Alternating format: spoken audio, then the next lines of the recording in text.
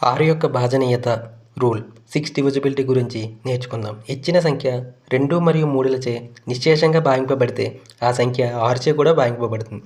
ఇక్కడ నిశ్శేషంగా అంటే శేషం 0, అంటే శేషం ఏమీ రాకూడదు. ఒక సంఖ్య 2తో భాగింపబడాలంటే ఆ సంఖ్య సరి సంఖ్య అయి ఉండాలి మరియు అందులో ఉన్న లాస్ట్ యూనిట్ డిజిట్ 2, 4, 6, 8 వీటిలో ఏదో ఒక నెంబర్ అయి ఉండాలి. అప్పుడు ఆ సంఖ్య 2తో భాగింపబడి ఉంటుంది. అలాగే ఒక సంఖ్య 3తో భాగింపబడాలంటే సమ్ ఆఫ్ ఇట్స్ డిజిట్, అంటే ఆ సంఖ్య యొక్క అంకమూలం, అంటే అందులో ఉన్న అంకెలన్నింటిని కలపగా వచ్చిన నెంబరు 3తో భాగింపబడి ఉండాలి. అప్పుడు ఆ సంఖ్య 3చే భాగింపబడుతుంది. ఇలా 2 మరియు 3చే భాగింపబడిన సంఖ్య 6తో ఖచ్చితంగా భాగింపబడుతుంది. ఇక్కడ ఒక ఎగ్జాంపుల్ చూసుకుంటే 156 చూసుకుందాం. 156 అనేది ఒక సరి సంఖ్య, ఎందుకంటే అది 156/2 చేస్తే 78. సో ఇది సరి సంఖ్య. అలాగే అందులో ఉన్న డిజిట్స్ అన్ని కలిపితే 1 + 5 + 6 = 12. దీన్ని డివైడ్ చేసిన 3తో పోతుంది. అలాగే 1 + 2 దీన్ని అంకమూలం అంటారు, కలిపితే 3.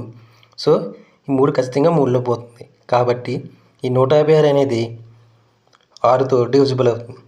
సేమ్ ఇదే ప్రాసెస్తో మిగతా అన్ని నెంబర్స్ను కూడా 6 డివిజిబిలిటీని చెక్ చేయొచ్చు.